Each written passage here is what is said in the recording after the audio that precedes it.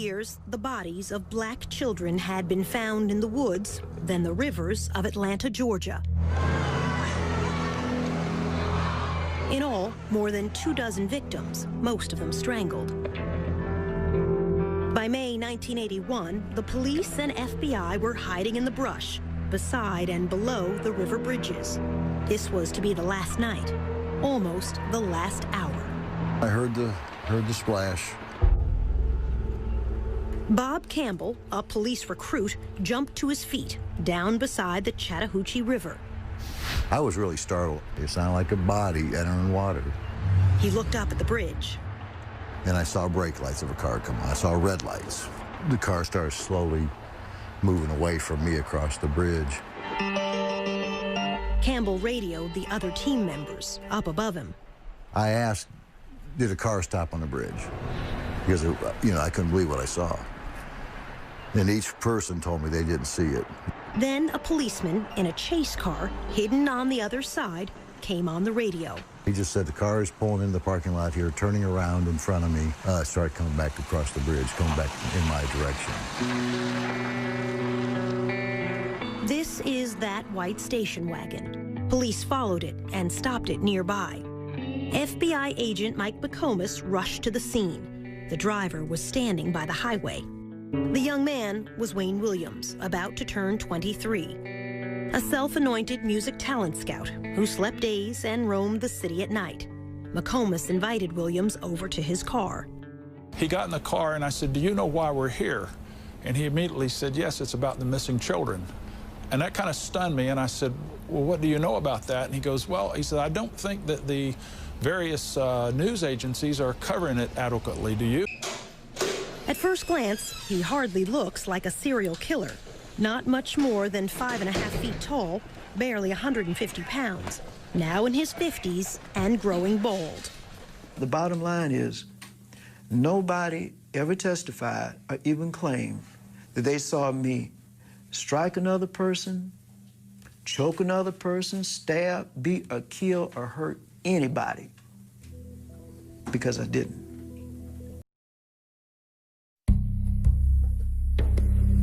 The first clue was found on a dead boy's tennis shoes. The victim was Eric Middlebrooks, his body left here in a rainy alley, a foster child who rode his bicycle away one night on an errand and was dead by dawn. Detective Bob Buffington saw something red stuck to Eric's tennis shoe. And I noticed in the flap of the edge of this shoe, this tuft of what to me appeared to be wool, and that was it. We could find no other evidence.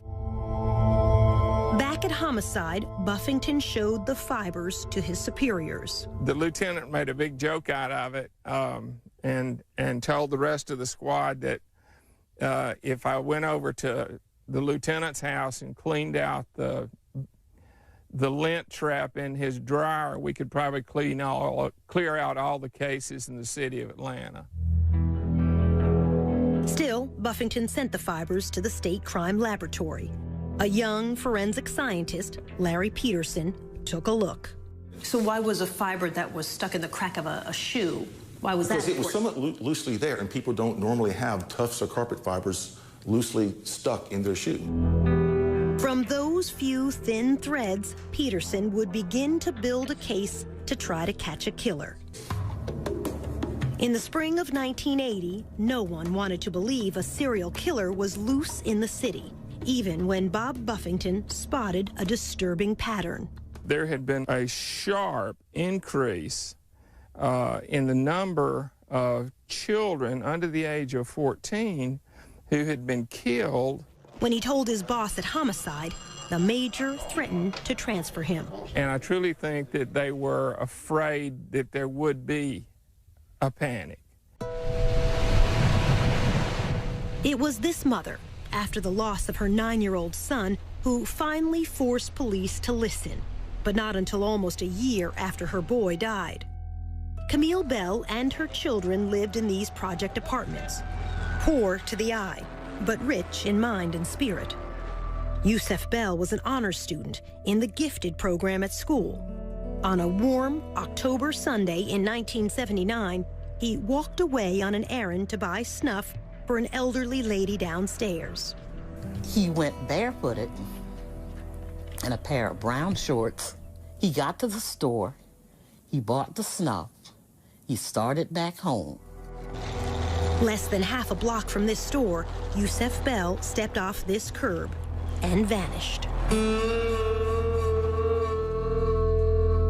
And nobody saw anybody do anything or anything, but they did see him come back across the street. And that's the last that we saw.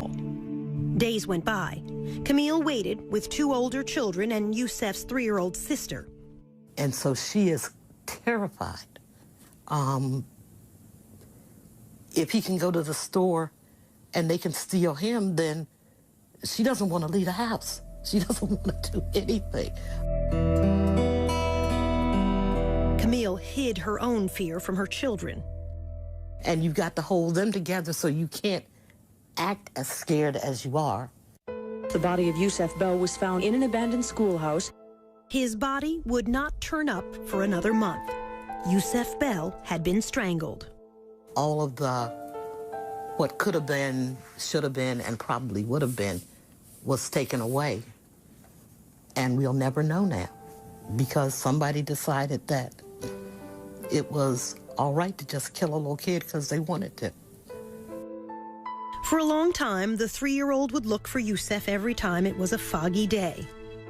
And we'd go out into the fog, and she would go as far as she could into the fog. And I'd say, come back here. And she'd say, I got to go find my brother. And she said, the clouds came down, so Yusef can come down. The child, her mother said, had confused the fog with heaven.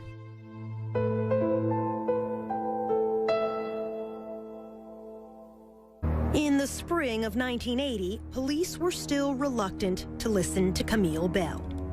Children were dying on the streets of Atlanta in the daytime. Among them, Jeffrey Mathis, only 10. Like Yusef Bell, he walked down the street on an errand to this gas station to buy cigarettes for his mother. She never saw him again. What we had here was a predator, and what he was looking for was somebody who was cut off from the herd. And if you don't realize you're in trouble until you're in trouble, then you have no way of getting out. It would be another year before Jeffrey Mathis's body was found in a woods, miles from his home. His mother would join Camille Bell in forming a committee to confront the city's leaders. The reaction of the police was that we were overreacting and that there was no serial killer. Even though, by now, 6 black children were dead. 4 others were missing. Perhaps we were like distraught parents that really needed everyone's sympathy, but nobody needed to do anything. For years, it has been a dirty little secret among the press and the police. Deaths of blacks draw less attention than deaths of whites.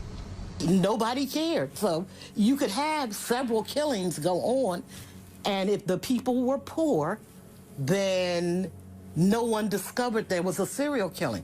If you were black and poor, then really nobody looked, especially if you were black and poor and Southern. Police were slow to recognize these deaths were different. Many of the bodies were left in the woods, far from home, unlike most murder victims who are found where they fall.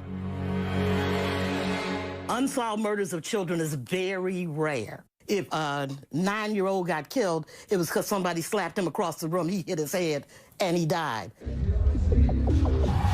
Police did not create a task force until a year after the first murders began. FBI profiler Roy Hazelwood came down to help. 3 detectives drove him around the city and turned into Jeffrey Mathis' neighborhood. As soon as we turned onto that street, everything stopped. The guy cutting the grass stopped. guys playing dominoes on the porch stopped. I said, what's going on? I said, everything stopped. They said laughingly, that's because we have a honky in the car. John Glover, who took over as FBI chief in Atlanta that summer, says that's why he and Hazelwood decided the killer had to be black.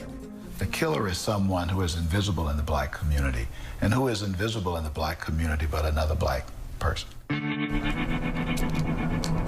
Welcome Harris was one of the first task force detectives. He knew it had to be someone who went unnoticed. We felt like it was somebody who would come in the neighborhood and get these children and not draw attention to themselves. The question of which race struck a raw nerve. It had been only a dozen years since the murder of Dr. Martin Luther King. On the surface, Atlanta was a well-integrated city. Beneath the surface, it remained separate and unequal. My prayer and the prayer of everybody in there was we wanted the person to be black. And the reason why you wanted to be black, I knew what it would do to this town if it had been a white person or somebody else of another race. In the black community in the early 80s, a black serial killer was unheard of.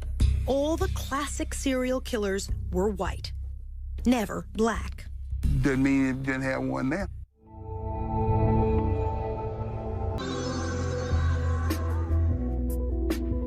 So many of the children who died were poor, who earned spending money carrying groceries, running errands for others. Or, like Luby Jeter, peddling car deodorizers outside this supermarket on New Year's weekend, 1981. His mother worried about his going off alone. He said he was a big boy. They had to catch him first. Luby was a good student, a sophomore in high school. A witness at the shopping center that day saw Luby with a man and helped a police artist draw this sketch. A man with a baseball cap, perhaps a scar on his cheek. Luby never came home. I believe he'd been kidnapped. Police searched the woods around Atlanta. They did not find Luby. Instead, police found two other bodies, young boys who had disappeared 10 miles and a month apart, yet both left here at the same dumping ground. The number of known dead, now 15. The unsolved murders of so many children had become front-page news around the nation and the world. This is the reward. The city announced a $100,000 reward, soon to grow to $500,000. The task force was swamped with sketches of suspects, none of them alike, many suggested by psychics. At the state crime lab, Larry Peterson was sifting through thousands of fibers, nylon, rayon, acrylic. Then, in January 1981, a breakthrough. Peterson realized they were seeing one green carpet fiber with a unique shape. This is a cross-section of that fiber, magnified many times. Wayne Williams was not yet on anyone's radar. He had freelanced as a TV cameraman who shot fires and overnight news. He told us, You know, I know the streets of Atlanta. I've been around a while. Being an ex-news reporter and all, you know, nighttime is me. That's the time I'm out most of the time. Now, almost 23, a wannabe music producer, he was trying to form a singing group modeled after the Jackson 5. In fact, the afternoon Luby Jeter disappeared, Williams says this receipt shows he had an alibi, auditioning young singers from 4:30 to 8:30 that evening. The studio was a small demo studio. Kathy Andrews was co-owner of that studio. To my best recollection, he auditioned young kids for a group that never existed. They were roughly as young as 8 and as old, for the kids, they were as old as 11 or 12.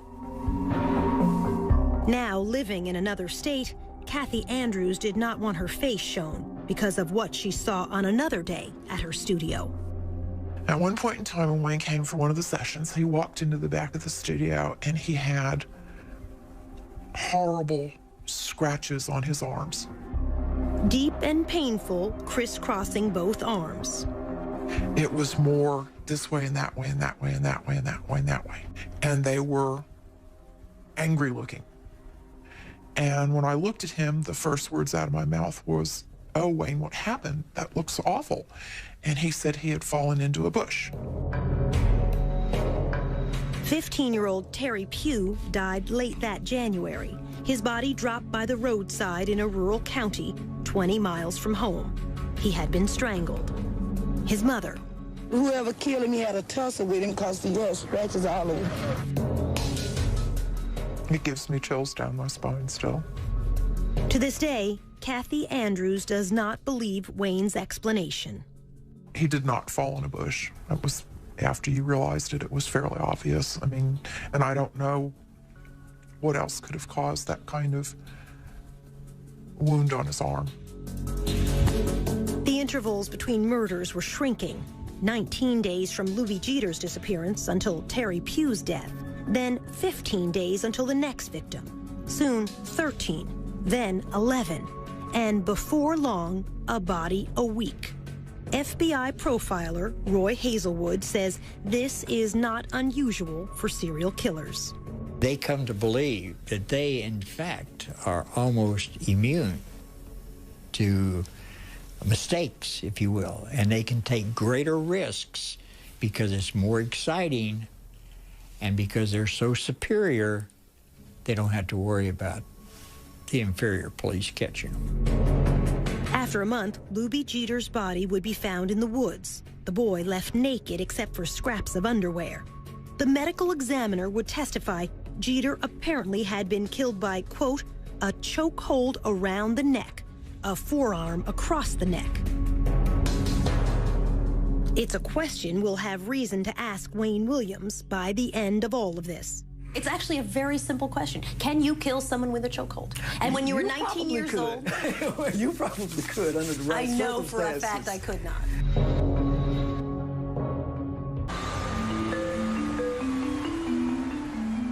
There's yet another twist in the missing and murdered children case. Atlanta is a city of frustrations and fears. As the number of missing and murdered children grows. That the body was indeed another victim of Atlanta's child killer or killers. We're told that the child... Patrick Baltazar was the kid who was convinced he could catch a killer. He was like, man, I want to find this killer and get this reward money, and I'm going to buy my mom a house, and I'm going to do this, and I'm going to find this killer. His stepmother, Sheila Baltazar, was worried. For a 10, 11-year-old child to be talking like that, that was just like, wow, you know, where's his mind at? Patrick was a latchkey child, living unsupervised with an older brother in a project apartment near downtown. He was very streetwise. He stayed out late at night, often at the Omni Center, now the headquarters of CNN, but back then a hotel complex with an indoor skating rink and a game room for kids. And that's where he spent a lot of his time at the games arcade. Wayne Williams was known to frequent the Omni, passing out these flyers as a talent scout to offer auditions to boys from age 11 on up. 15 kids are dead. 2 others are officially missing and listed as... By early February 1981, more than a dozen young African-American boys had been found dead, many dumped in the woods around Atlanta. I was very fearful. My God. Sheila Baltazar pleaded to send Patrick back home to the rest of his family in rural Louisiana. If I had somewhere to send my son, I would have sent my son. One evening, a white man in a big car appeared to threaten Patrick and a small friend. The little boy said that Patrick said, man, that might be the killer. Patrick used a payphone to call police. He told them, a man was chasing me and my friend in a brown Cadillac. Well, actually, thought it was a crank phone call. They didn't send a car out. This is a sketch the other boy provided to police after Patrick was dead. 2 weeks later, on February 6th, Patrick stopped by the restaurant where his father worked to ask for money, then walked back toward the Omni. He never made it home that night. I'm like, he didn't come home? Oh my God. That was the first thing popped in my head. Missing. Murdered. Oh my God. The Atlanta Missing Persons Bureau continued their hunt for this missing child. 11-year-old. One day it seemed like it was a week. That was the longest search in the world. It was almost 2 p.m. when maintenance man Ishmael Strickland found the lifeless figure of a young black boy lying in some bushes. On the 7th day, a maintenance man spotted a body tossed down into the woods behind a parking lot at a suburban office complex. The bank was fairly steep. Medical examiner Joseph Burton had to hold on to a rope to get down to the scene. He had a ligature mark on his neck, like if somebody had a ligature and they were behind you or off to the side behind you and they close their hands or fists together and pull the ligature, basically. In other words, killed from behind. Most likely, yeah. It became apparent that the body was indeed another victim of Atlanta's child killer or killers.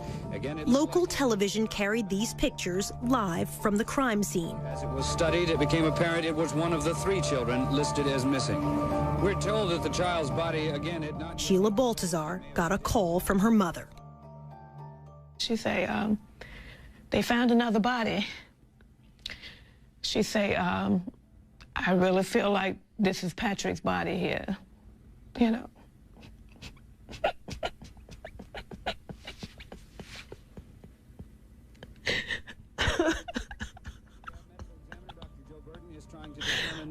Oh my God. But if he is one of the 3 missing children, the chances are strong that he was 11-year-old Patrick Baltazar, who disappeared 1 week. Mrs. Baltazar and her husband went to the funeral home to identify their child. They told me he had struggled, you know, for his life. And seeing the print, this, you know, the rope print across his neck, all the way around the front.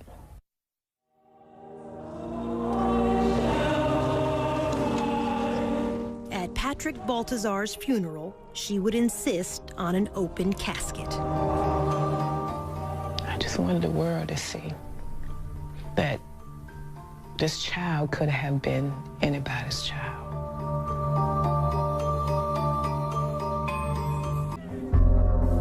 Jojo Bell was one of the victims who vanished during the surveillance. He used to hang out at this seafood carryout place. Manager Richard Harp. You come here and do anything, I'll give him $1 or 2. Just long enough he get money to go to show or get money to buy stuff at the store or something like that. Jojo Bell, unrelated to Yusef Bell, came by Captain Pegg's one last time. About 3:30, 4 o'clock Monday, he came by and stuck his head in the door. He said, "Richard, I'm going to shoot basketball. I'll see you later." Throwed his hand up, went on up to speak. To a schoolyard basketball court like this. This witness, Eugene Laster, knew Jojo and saw him leave the game. He said Jojo left in a station wagon that looked like this. Laster testified he got in the car, got in Wayne's car. In court, Laster would identify Wayne Williams as the driver. Eugene Laster. Okay. He's pretty much an eyewitness. Said that you gave a ride to Jojo Bell. Okay. In your station wagon. Okay. Did you? No, I did not. You never gave a ride to Jojo Bell? No, I did not. Williams did not deny he was the driver. He instead insisted his passenger had to be someone else. Jojo Bell was never to be seen again. But it would be horrendous if another child dies, period. A week later, Sammy Davis Jr. and Frank Sinatra came to Atlanta for a concert to benefit the children. The photographer up on stage, that's Wayne's father, Homer Williams, with the black newspaper, Atlanta World. How come you got no tuxedo on there? You don't come up here on the stage looking like that there. Backstage with Sammy Davis Jr. in a photo which made the front page, that's future Mayor Kasim Reed.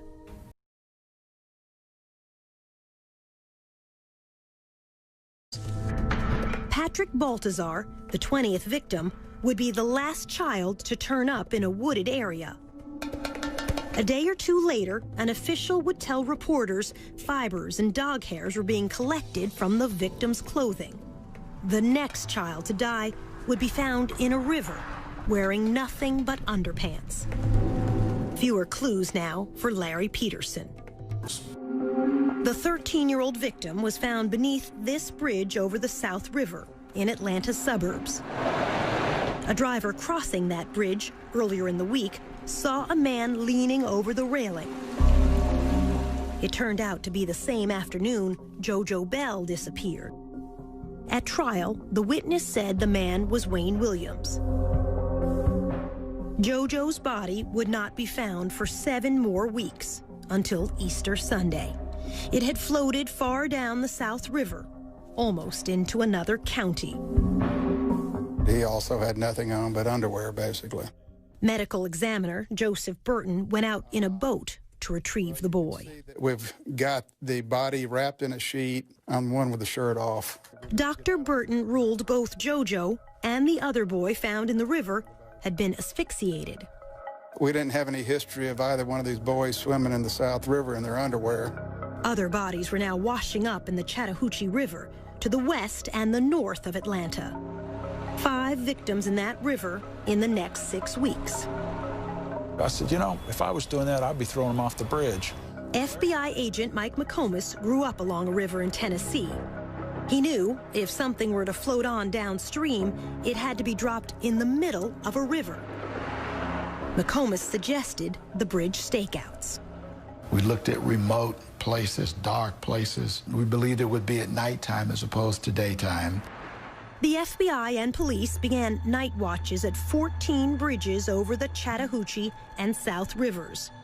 The stakeouts were to last 4 weeks. Nothing until the very end. We, at that point, were ready for that to be our last night. And Wayne Williams showed up that night. Just before 3 a.m., the station wagon drove onto the bridge. Had he waited a couple more hours, we might not have been there. Otherwise, we would have missed him.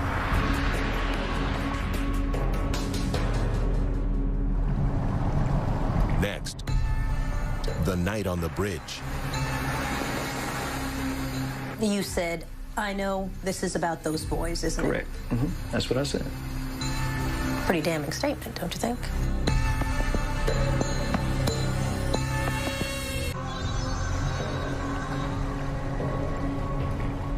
That night on the bridge, Wayne Williams says police made him the scapegoat because he was black. Soledad, when this case happened, if those police had arrested a white man, Atlanta would have erupted, as well as several major cities. You possibly would have had another race war. No, said the FBI chief. On the Atlanta Police Department side, they were looking for a white guy. So why would all of a sudden the black guy be considered a scapegoat? Williams disputes almost everything police witnesses said about that night. What happened that night on the bridge? Okay, in the first place, and I'm not being facetious, but nothing happened on the bridge. That's the whole misconception. As he tells it, there was no splash. He never stopped and didn't turn around. So you never stopped on the bridge? No, I didn't. You didn't throw trash? No. You didn't throw anything? No, I did not. You didn't throw a body? Definitely not a body, no. His story. I crossed the bridge. I turned off briefly after I crossed the bridge at what I called a liquor store. Williams said he pulled into the parking lot only to look up the phone number of a singer he was trying to locate at that hour. I turned back on the highway. I went to a Starving Marvin store. I used the telephone, and I came back. The call didn't go through. I got some recording, this number's not in service, and I said, well, this is a prank. This is the closest thing to an address he had for the singer he said was Cheryl Johnson. The FBI looked hard and could never find her. It says to me that Cheryl Johnson didn't exist, and he made it up. Williams says only after that call from a gas station did he turn around to cross back over the bridge again. Police would stop him moments later. You said, I know this is about those boys, isn't it? Correct. That's what I said. Pretty damning statement, don't you think? No, I mean, the perception in Atlanta was, at the time, kids were missing. And I think, if I'm not mistaken, the perception was a lot of young males were missing. And that's what I asked myself. This is about those kids, the boys or something like that, isn't it? Remember what FBI agent Mike McComas said he saw when he got to the scene? Saw a black male. He had on a baseball hat. This is the sketch provided by the witness who saw Luby Jeter talking to a man the day Luby disappeared and died. McComas had never seen this until we came back to show it to him nearly 30 years later. This is a real strong resemblance to the person that I talked to, Wayne Williams. He had on a baseball cap. His hair was in an afro, so this just looks like him. Williams agreed to let McComas search his station wagon. On the floor, in the front of the back seat, he saw... There was a nylon cord. The best that I could describe the nylon cord was a ski rope type, the woven type, and it was, my guess, about 24 inches long. No. Williams denies there was any such cord. Because if that rope had been in the station wagon that night, I'm sure they would have taken it. The fact that I didn't confiscate it doesn't make it go away. It was there. The nylon cord would never be seen again. Could have been the murder weapon, as far as I know. Yet, FBI supervisors decided to let Wayne Williams go that night. Well, first of all, he didn't have a body. So, secondly, there was no one who saw Wayne Williams outside of his car. There was no one that saw him throw anything overboard. 2 days later, only a mile downstream from that bridge, another body. After 2 years, one suspect now, Wayne Williams.